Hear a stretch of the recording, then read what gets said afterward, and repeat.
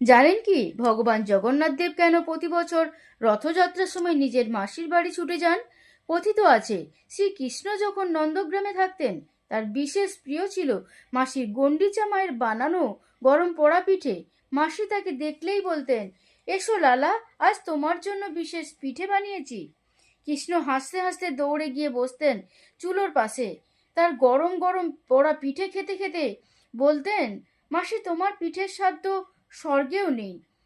সময় কেটে যায়, কৃষ্ণ রূপান্তরিত হয় ভগবান জগন্নাথ দেব হিসেবে, তবু মাসির প্রতি সেই শৈশবের আদর স্নেহ ভুলে যাননি কখনো।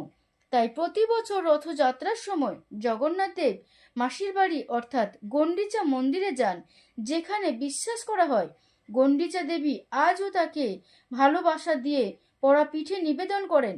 এই কারণেই বলা হয় ভগবান জগন্নাথ দেব শুধু দেবতার নন, তিনি সেই কৃষ্ণই যিনি আজও শৈশবের স্নেহে টানে মাসির বাড়ি ছুটে যান পোড়া পিঠে খেতে।